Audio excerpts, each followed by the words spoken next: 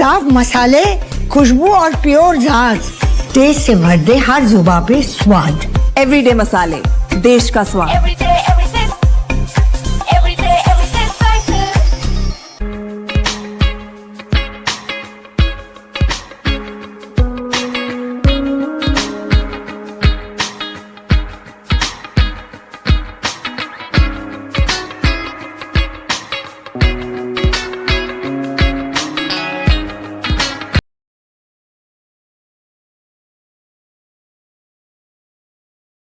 नमस्ते दोस्तों, अजय एस्ट्रोमनी गुरु चैनल पर आप सभी का हार्दिक स्वागत है। मैं हूं आपका दोस्त मोहन सिंह।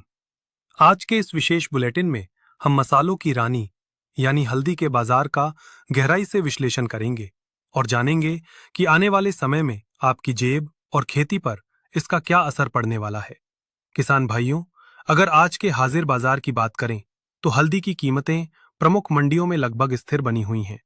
हालांकि बीते गुरुवार को व्यापारिक गतिविधियां थोड़ी सीमित रहीं, क्योंकि महाराष्ट्र की कई महत्वपूर्ण मंडियां बंद थीं।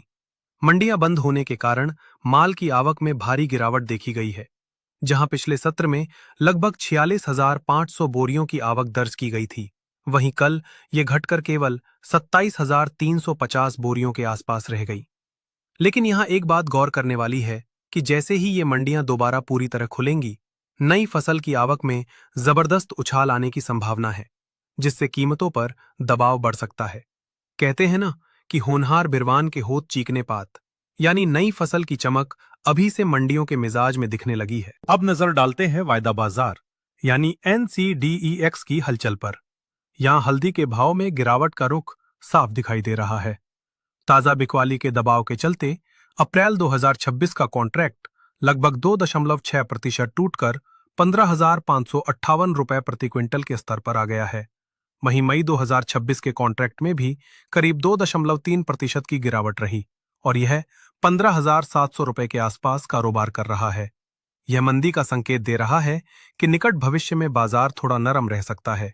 निजामाबाद की बात करें तो वहां पॉलिश्ड हल्दी के भाव 15,833 रुपए और अनपॉलिश्ड हल्दी 14,565 रुपए के करीब बोले जा रहे हैं, जबकि सांगली में राजापुर हल्दी 17,728 रुपए प्रति क्विंटल के स्तर पर टिकी हुई है। अंतर्राष्ट्रीय मोर्चे पर भी कुछ चौंकाने वाले आंकड़े सामने आए हैं।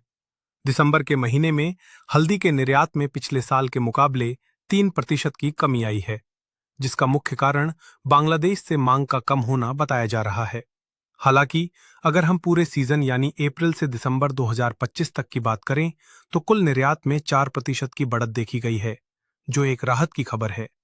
दोस्तों, बाजार के जानकारों का मानना है कि इस साल हल्दी की पैदावार पिछले साल के मुकाबले 15 से 16% तक बढ़ सकती है, जिससे घरेलू बाजार में स्टॉक की कमी नहीं होगी।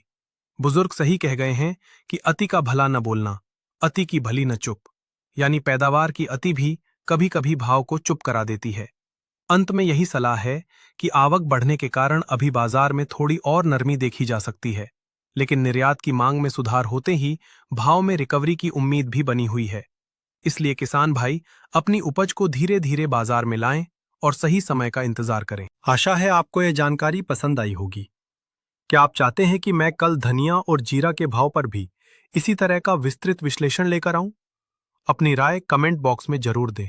धन्यवाद। होली पर ड्राई फ्रूट के भाव सुधार जानने के लिए अजय एस्ट्रो मनी गुरु पर जाएं। शुद्धता ऐसी जो हर घर की पसंद बने। सुधा महेश ठक्कर, हल्दी के विश्वसनीय निर्यातक। आज ही संपर्क करें।